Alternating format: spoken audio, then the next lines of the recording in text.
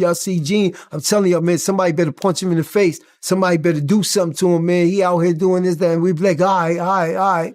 Thank you, Roger Bonds, for putting it out there. It came to life for y'all. It came to life for y'all that this dude wanted me dead way before I came to YouTube. What he look like telling somebody to whoop my ass? He didn't tell him that. He wanted me in the dirt and was trying to rock me to sleep.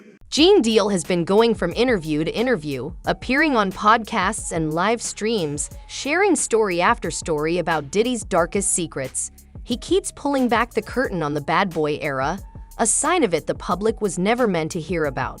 But with every shocking detail he shares, Gene admits he is moving carefully. He acts like someone watching his back, because he knows how much power Diddy has and how far he could go to silence someone. And the scary part is this.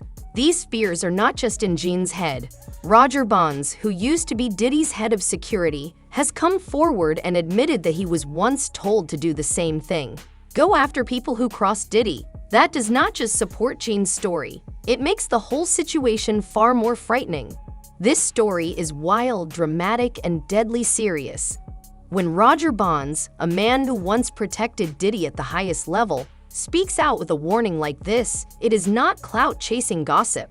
This is someone who lived inside that world, saw the darkness up close, and now believes the same tactics of intimidation, violence, and silence are being used against Gene Deal. The crazy part is that Gene is not trying to start beef. He is simply telling his truth and sharing what he witnessed during his years inside Bad Boy. But now, those truths could cost him his life. I've been seeing this a lot online. How you feel about the people that say that you should be worried if Diddy get out? What needs something to say, bro?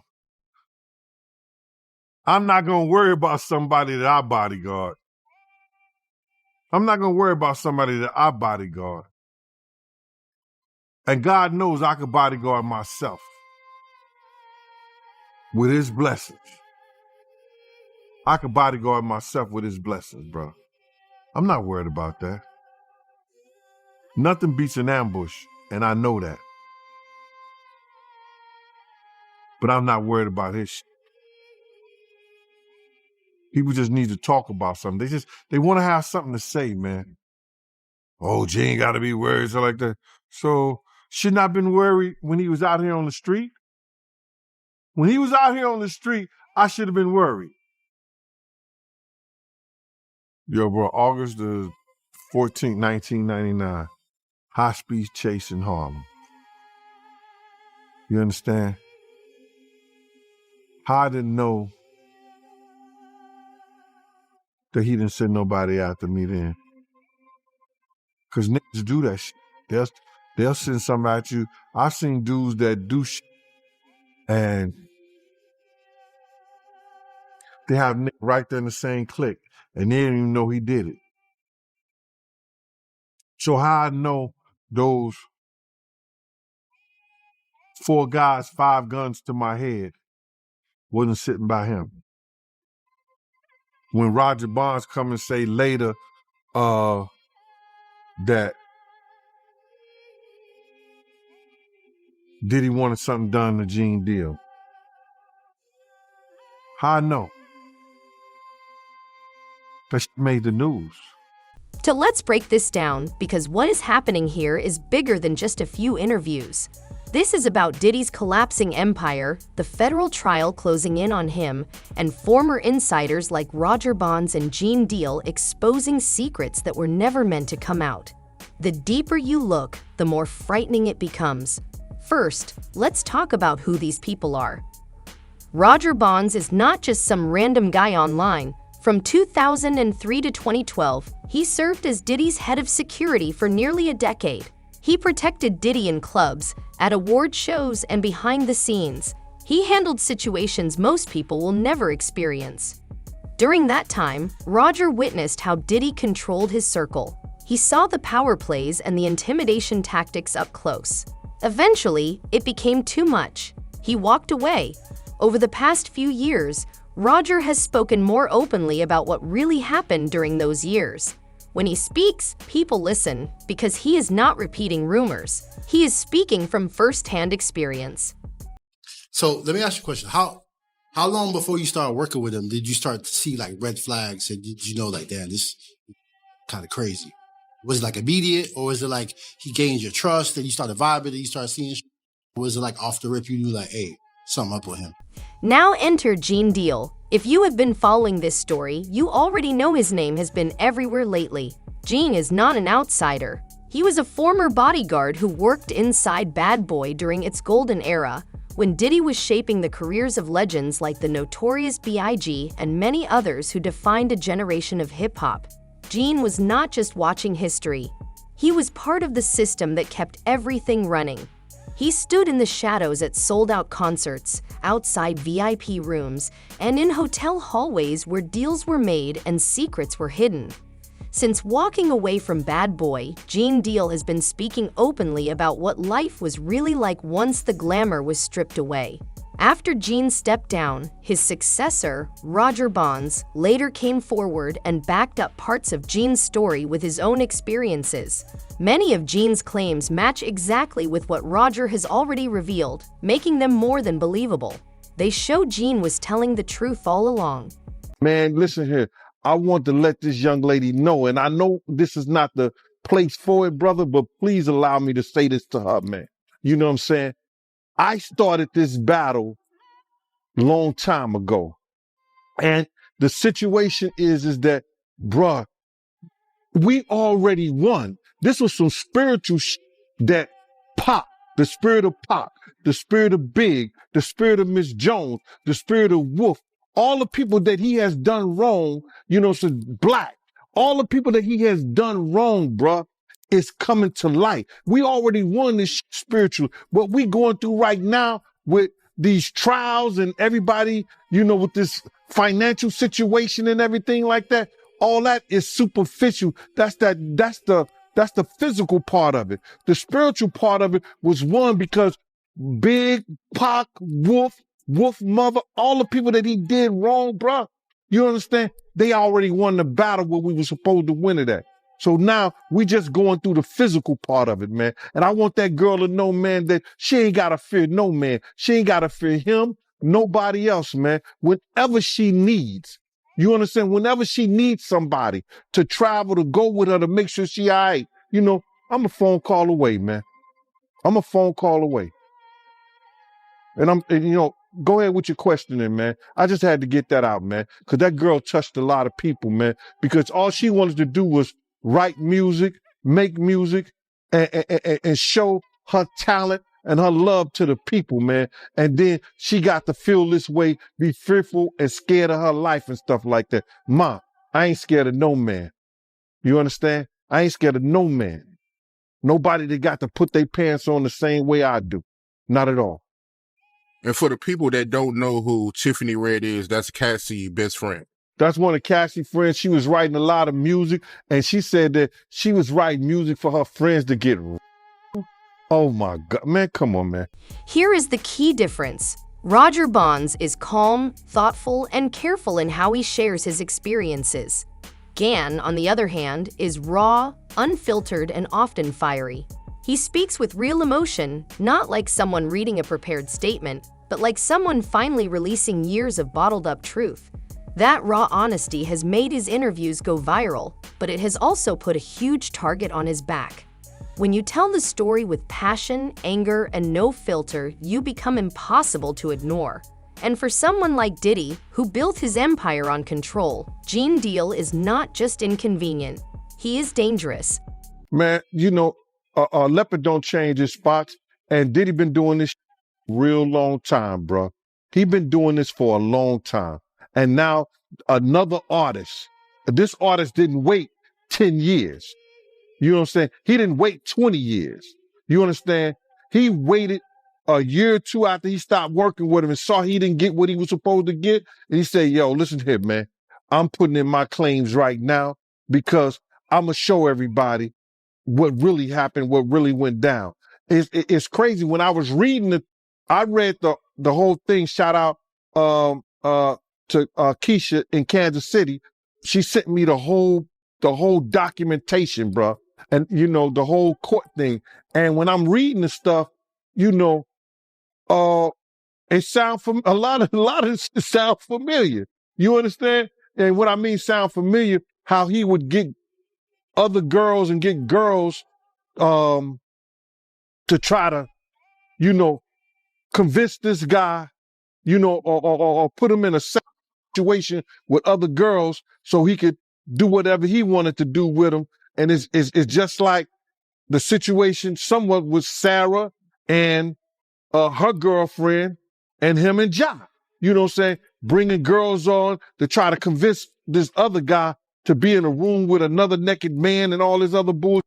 Yo, it all sound familiar, man. I read the whole thing, man, and it was crazy.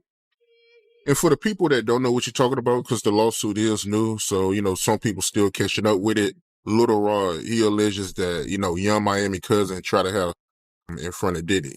Yeah, he went into the bathroom, and then she came into the bathroom and tried to, throw herself on him. He didn't want to have nothing to do with her for whatever reason. And then when he came out the bathroom, she continued to try to do that and try to have, wanted him to have on Diddy and the rest of the people that was in there. That's how they do, man. They try to use a girl that you might like or you may think you might like, or they think you might like her or whatever, to convince you to lay down your guards with them. And he didn't. Yeah, that's crazy, man. And you're not surprised by none of this, because you said that Ja Rule, they did this to him, right? No, remember, and people got it confused when I said that Ja and him was in the room with two girls, with Sarah and Sarah's girlfriend. You understand? He was trying to get Ja to go at Jay-Z. So what he did was try to get another girl, you understand, to do something with Ja. I guess, I don't know, they in the room together. So when they, in that thing, I know what he was planning on doing because I heard the conversation. Recently, Bonds went on the podcast and dropped a bombshell. He revealed that Diddy had once straight up ordered him and others to physically attack Gan Deal and another bad boy insider, Mark Curry. This wasn't speculation. This wasn't a rumor. These were orders that Bonds admits he refused to fully carry out. He said Diddy told him and his crew to punch Gan and Mark for daring to criticize him publicly back in the late 2000s. Just think about that. A billionaire mogul furious that his old associates were telling the truth, allegedly ordering violence as retaliation. That's not just petty, that's mob style. And that's why Bonds' warning to Gene now feels so chilling. Because this isn't just about old drama, it's about a pattern. If Diddy allegedly ordered attacks before, why wouldn't he try to do it again now when he's facing the biggest legal crisis of his life? Bonds made it clear that Gene wasn't safe. The message was simple, almost unspoken, but everyone could feel it. They're coming for you and you need to be ready. That wasn't for entertainment. That was a message, a lifeline, a warning from someone who's seen this playbook unfold before. As it's getting worse, you getting older. So as you getting older, you getting wiser. And you understand, okay, this stop. You know what I'm saying? None of this stop because there's nobody there to stop it. And this person is becoming stronger and stronger and stronger. So if you becoming stronger and stronger and stronger, what's there to make you stop? You know what I'm saying? Like what I feel like what he's going through now, that's enough to make you stop. You know what I'm saying? But if you ain't never went through this and everything you going through gets swept under the rug, it ain't no reason for you to stop. Bonds ain't gonna make me stop. Bonds is just another security dude. Now I see that. You know what I'm saying? But when you live in it and you going through it, that person knows how to make you feel like, yo, you ain't gonna never gotta worry about nothing because this is what they telling you. This is what you seeing. So each and every day, I'm not gonna lie, you hope that that person wakes up the next morning and a red light went off in their head. Say, yo, I gotta treat better. Or I got to treat a person better. Or I got to do this. So that's what you're hoping. And then you get to the point where you say, yeah, nah, make change. You know what I'm saying? Yeah. So one of the main things that happened was I got diabetes. Right. I was in Spain somewhere And I kept going to the bathroom like every 10 or 15 minutes. And I'm like, what you going to the bathroom for? Somebody said, yo, you know, if you go to the bathroom a lot, you get diabetes. Because you got to remember, we was traveling and moving so much. There was places that we would be at that you wouldn't even drink the water. You know what I'm saying? Or they say, yo, if you from the United States, the water gonna make you sick. Hell yeah. You know what I'm saying? I've been to Mexico a few times and got sick as hell off that water. Oh, for the water. Yeah, so you end up drinking sodas and juices all day long. So that's one of the things that happened. So I looked at it as like, that was like one of the ways that God got me out my situation. Dude, so how did Gene Deal respond with fear? Real raw fear. In a recent interview, Gene admitted outright that he needs protection. He said the threats are serious, that he believes people are already moving against him, and that he doesn't feel safe walking around without looking over his shoulder. Think about that. Here's a man who spent years protecting one of the most powerful names in music, and now he's the one saying he needs a bodyguard just to survive. That shift alone tells you how dark this has gotten. Drinking and start popping and passing it to dudes around them. I left from the area and got my own table. You're not rocking me to sleep. You never rocked me to sleep. Though I worked for you, you wasn't doing no dirt. That's why my days was with you when you had your kids. Because you knew you couldn't do that dirty with me. And that's a good judgment on your behalf. Roger Barnes got on that show and said, he said, yo, we seen Gene plenty of times.